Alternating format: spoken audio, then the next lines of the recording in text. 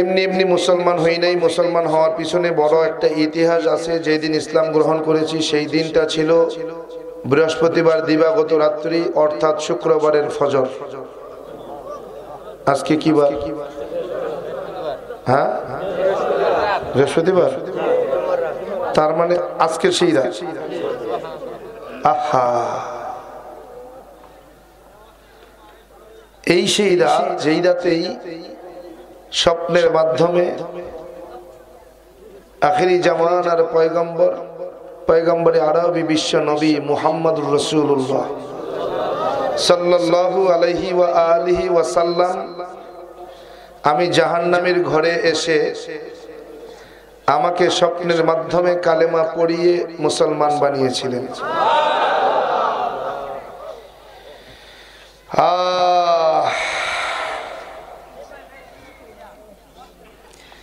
এই সেই মাস যেই মাসে আমি আমার শায়খ মুর্শিদ মুজাদ্দিদুল মিল্লাত সৈয়দ ফজলুল করিম রাহিমাহুল্লাহ, যিনি এই মাসেই এই অগ্রহায়ণের উদ্বোধনী বয়ান জুমার বয়ানের পরে আমাকে নতুন করে মানুষের সামনে কালেমা পড়িয়েছেন এবং স্বপ্ন বাস্তবায়ন করেছিলেন। যিনি এই মাসেই লক্ষ লক্ষ মুরিদানকে কাঁদিয়ে লক্ষ লক্ষ মানুষের দিলের ভিতরে নূরের আলো জ্বালিয়ে এই দুনিয়া ত্যাগ করেছিলেন। এই মাসটা আমার জন্য খুশির মাস, আবার কান্নারও মাস। এই মাসেই আমার সাহেবকে আমি হারিয়েছি। আজকে যদি আমার সাহেব বেঁচে থাকতেন, আমার মনে হয় পৃথিবীর সবচেয়ে খুশি আজকে তিনি হতেন। আমি যখন হুজুরের কাছে কালেমা পড়তেছিলাম, হুজুরকে বললাম, হুজুর আমাকে একটু দোয়া করবেন, আমি আপনার দোয়া নিতে আসছি। বললেন, বেটা দোয়া তো চাওয়ার জিনিস না, যা দোয়ার কাজ করে, এমন একটা সময় আসবে দোয়া বেড়া ভাঙে ঢুকবে। বললাম, হুজুর অজ্ঞানের মাহফিলে তো মানুষ কম থাকে, আপনি যদি একটু মাইকে এলান করে দিতেন আমাকে সবাই একটু চিনতো। কবে এটা তোমার চিনানোর জিম্মাদার কি আমি? তোরে চিনাইবে মোর মাওলায়, যাও চেনার মতো কাজ করো। এমন একটা সময় আসবে তুই কেউরে চেনো না, তোরে সবাই চেনে। আজকে শুধু বাংলাদেশ না, গোটা বিশ্বের জমিনে আমি আব্দুর রহমান জামিকে হয়তো চেনে, কিন্তু আমার শায়েখ ও মুর্শিদ দেখে যেতে পারলেন না। আজকে যদি তিনি দুনিয়াতে বেঁচে থাকতেন, মনে হয় ওনার চাইতে বেশি খুশি আর কেউ হতেন না। গোটা বাংলাদেশ দৌড়ে বেড়াইতেছি, গোটা বাংলাদেশের ছোট থেকে বৃদ্ধ পর্যন্ত সব মানুষগুলো চেনে।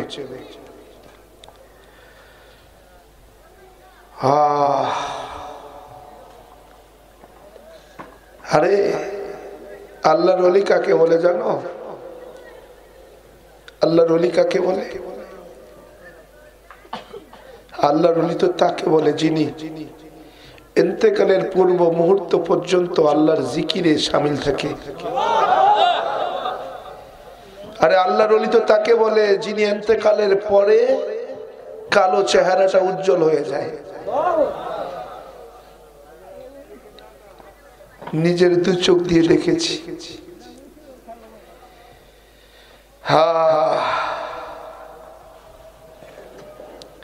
ভাই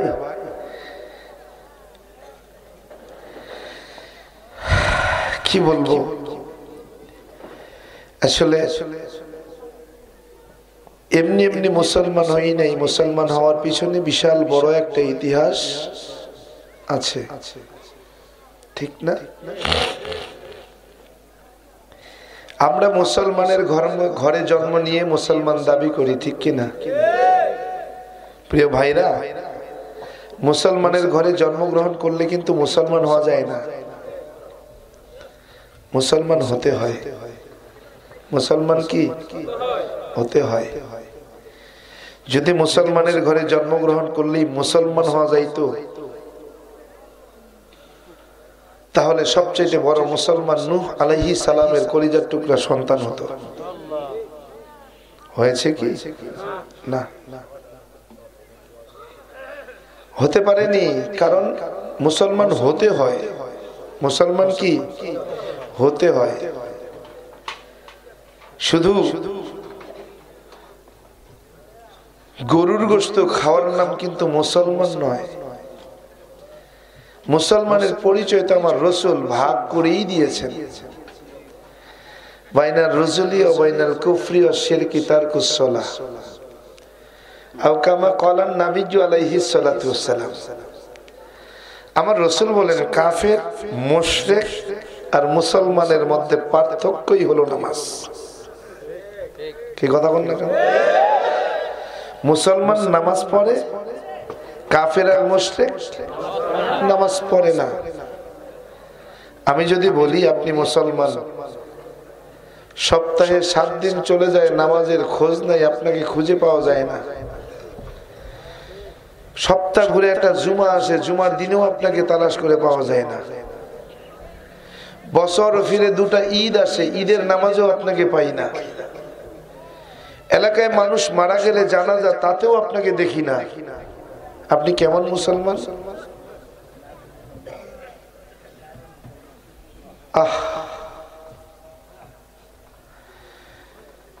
ওই ব্যক্তি বলতেছে, হুজুর সপ্তাহে নামাজ পড়ি না, জুমা পড়ি না, ঈদের নামাজ পড়ি না, জানাজায় যাই না, তাতে সমস্যা কি?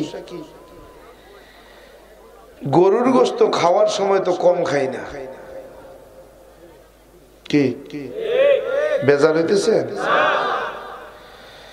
কষ্ট পাচ্ছেন? কথাগুলো একটু কঠিন হয়ে যাচ্ছে না? আপনাকে এই লাখাই বামুই এলাকায় মুজাহিদনগরে করলা বিক্রি হয়, চেনেন তো নাকি? আলু চেনেন? আলু আলু পাওয়া যায়? আলু তিতা, হ্যাঁ মিঠা, ঠিক না? করলা তিতা নাকি মিঠা? তিতা। আলু সব জায়গায় চলে, কি? আলু দিয়ে কত পদের তরকারি খাওয়া যায় তার কোনো হিসাব নাই। আলুর ভর্তা, আলুর ভাজি, আলুর চচ্চড়ি, আলুর ডাল, গোশের মধ্যে, মাছের মধ্যে, মুরগির মধ্যে, কি ঠিক কি না? সব তরকারিতেই আলু চলে। কি চলে কি চলে না? সব তরকারিতে চলে, কিন্তু করলা সব তরকারিতে চলে না। তো দাম তো বেশি হওয়ার দরকার ছিল আলু, যেহেতু সব তরকারিতে চলে সেহেতু আলুর দাম তো বেশি হওয়া উচিত ছিল, কি ঠিক কিনা? বাজারে আলুর দাম বেশি না করলার দাম বেশি? কেন? তিতা জিনিস কিনবো না, দেখি তুই কেমনে বিক্রি করো, কি ঠিক কিনা? এরপরে কি করলার দাম কমবে? যাদের দরকার তারা কিনবেই। বলে করলায় কি ফায়দা? আলু হলো মিষ্টি, আলু কি মিষ্টি, মিঠা, সব তরকারিতে চলে, কিন্তু মুখের রুচির পরিবর্তন করায় না। করলা যদিও তিতা, এরপরেও মিঠা। বলে কেন? বলে করলার দ্বারা মুখের রুচির পরিবর্তন হয়। এজন্য আলু মিঠা হওয়া সত্ত্বেও, করলা তিতা হওয়া সত্ত্বেও আলুর দাম কম, করলার দাম বেশি, ঠিক কিনা? করলা কি পরিবর্তন করে? রুচির পরিবর্তন করে। বলে তোমার জ্বর হয়েছে, গাল ঘা হয়েছে, তোমার কোনো কিছু ভালো লাগে না, খেতে মজা লাগে না, বলে করলা তুমি খাওয়া শুরু করো, করলার ভর্তা খাও, করলার ভাজি খাও, করলার ঝোল খাও, দেখবা তোমার জিহ্বার কি রুচির পরিবর্তন ঘটেছে, তোমার এখন সব খেতে ভালো লাগতেছে, কি ঠিক কিনা? কোরআন আর সুন্নাহ ঠিক করলার মতো। আমার রাসূল বলেন আল হাক্কু মুররুন আও কামা ক্বালা নবী আলাইহিস সালাতু ওয়াসসালাম, হক কথা তিতা হয়। হক কথা কি হয়? তিতা হয়। এরপরে হক কথার দাম আছে না নাই? আছে না নাই? হক কথা তিতা হওয়া সত্ত্বেও মানুষ শোনে কি শোনে না? এই যে বক্তারা ওয়াজ করে, এই বক্তাদের ওয়াজের মাহফিলে ময়দানে সুদখোর থাকে, কি ঘুষখোর, বেনামাজি, বেপরদা, হ্যাঁ জেনাকারী, তাই থাকে না, বিড়িখোর, মদখোর, গাঞ্জাখোর, এই যে এত কয়, এত বিশ্রী ভাষায় কথাগুলো কয়, এরপরেও কি শুনতে কেউ না শুই না উঠে গেছে নাকি শুনছে? কয় যত কয় কো, যত কয় কো উঠবো না, কি ঠিক কিনা? কেন উঠবে না? কয় কইলেও কি তিতা হইলেও মজা, তিতা হইলেও কি মজা। যদিও কথাগুলো একটু কঠিন, গায়ে লাগতেছে, কিন্তু এই গায়ে লাগার দ্বারা কথাগুলো আমার খুব মনে লাগতেছে। মনটা মাঝে মাঝে কয় দূর আমার এত কথা কয়, এত কয় সাইরাই দে, কি কথা কয় না? আল্লাহ এজন্যই তো বলেন ফাযাক্কিরিন নাফাতিয যিকরা তানফাউল মুমিনিন।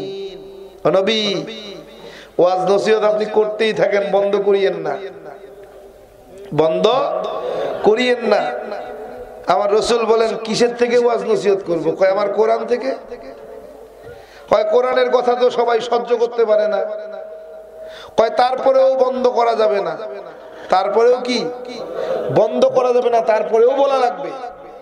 বলে বললে ফায়দা কি?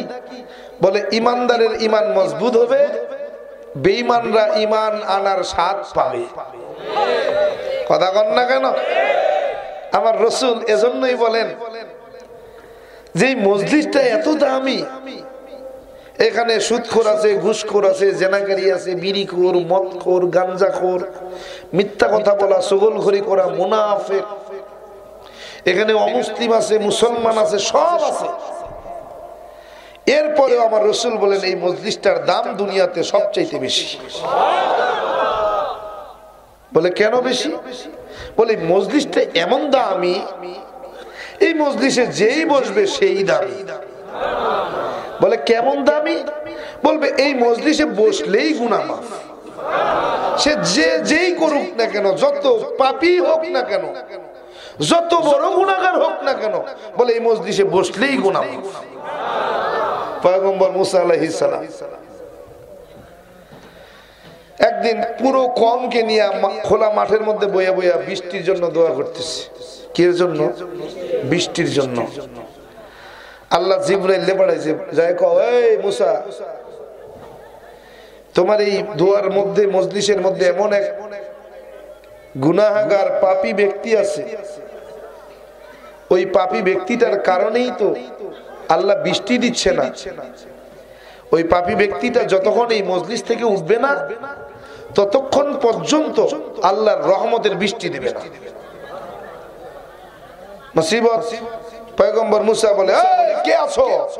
পাপী, গুনাহগার, এই মজলিস থেকে দ্রুত বের হয়ে যাও, তোমার কারণেই তো আল্লাহ বৃষ্টি দিচ্ছে না। কিন্তু ওই গুনাহগার মজলিসের ময়দানের মাঝে বসে বসে আল্লাহর কাছে বলতেছে, আল্লাহ আমি যদি এখন উঠে যাই সবাই আমাকে চিনে ফেলবে, আল্লাহ আমি যে গুনাহ করছি এটা আপনি ছাড়া তো আর কেউ জানে না। ও আল্লাহ, আমি যে পাপ করছি এটা তো আপনি ছাড়া কেউ দেখে নাই। ও আল্লাহ, আজকে যদি এই মজলিস থেকে আমি উঠে যাই আমি তো লজ্জিত হয়ে যাব, সবাই আমাকে চিনে ফেলবে, আমি সেই পাপী। ও আল্লাহ, আমি যদি এই মজলিস থেকে আজকে বের হয়ে যাই সবাই তো জেনে যাবে, দেখে ফেলবে আমি সেই ব্যক্তি। ও আল্লাহ, আপনি আমাকে মাফ করে দেন। বান্দা কানতেও পারতেছে না, আল্লাহ আমি যে কানবো, আপনি যে আমার চোখের পানি কবুল করবেন, আমি যে এখানে বসে বসে কানবো, আল্লাহ তাও তো পারি না। আমি যদি কাঁদি সবাই আমার দিক তাকাবে আর দেখবে, বলবে এই যে সেই ব্যক্তি বোধহয় কান্না করে। আল্লাহ, কাঁদতেও তো পারি না। আপনি তো আমার দিলের খবর জানেন আল্লাহ, আপনি তো আমার দিলের খবর জানেন আল্লাহ। দিলে দিলে তওবা করতেছি, আপনি আমারে মাফ করে দেন আল্লাহ, আপনি আমারে মাফ করে দেন আল্লাহ, আপনি আমারে মাফ করে দেন। এই কথা বলতে দেরি আর বৃষ্টি নামতে দেরি নেই। মুসা তো একটু তোতলা মানুষ, রাগী মানুষ। পয়গম্বর মুসা আলাইহিস সালাম ছিলেন একটু রাগী, তোতলা মানুষ। তো তোতলা মানুষের একটু রাগ বেশি হয়। আল্লাহ রে ডাক দেখ, আল্লাহ তোমার কথা আর কাজের তো কোনো মিল পাই না।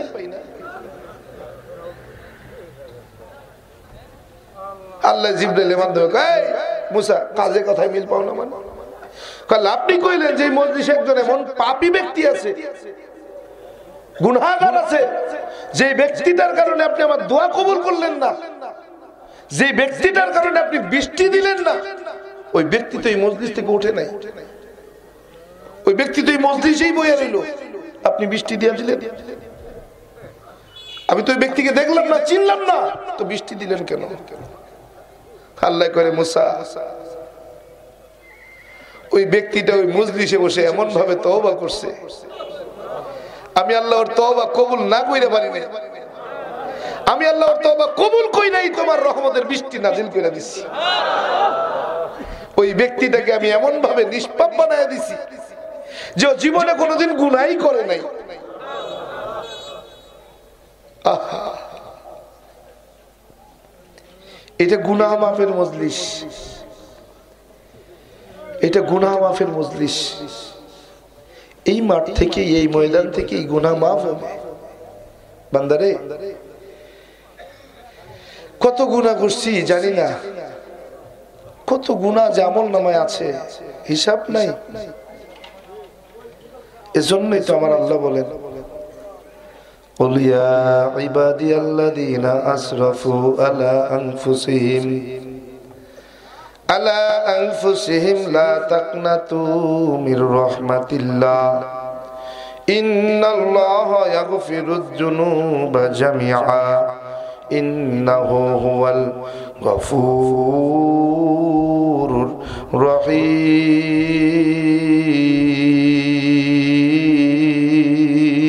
الرحيم। পয়গম্বর ডাক দেয়া বলে, রে উম্মতের দল, তোমার সামনে যখন কোরআনে কারিমের তিলাওয়াত হয়, তিলাওয়াতের শেষে দিল থেকে একবার যদি আল্লাহু আকবার পড়তে পারো, বান্দা আল্লাহু আকবার পড়তে দেরি হবে, জিন্দেগির গুনাহ আমার আল্লাহর মাফ করতে দেরি নাই।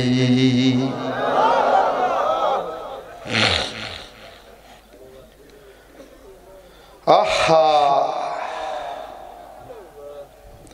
এজন্যই তো ব্রাহ্মণরা তাদের ধর্মগ্রন্থ বেদের মধ্যে বলেন, লা ইলাহা হর্তি পাপম ইল ইলাহা পরম পাদম, জন্ম বৈকুণ্ঠ অপইনতি তজপিনাম মুহাম্মদ।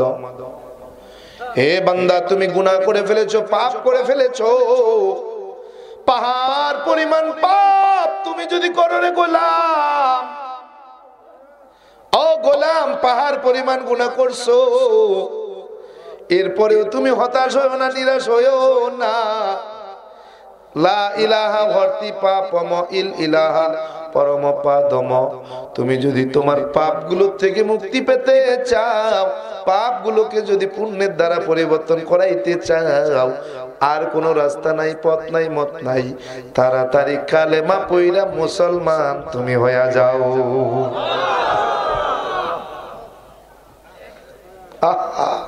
আসেনি আশেপাশে দাদারা কাকারা?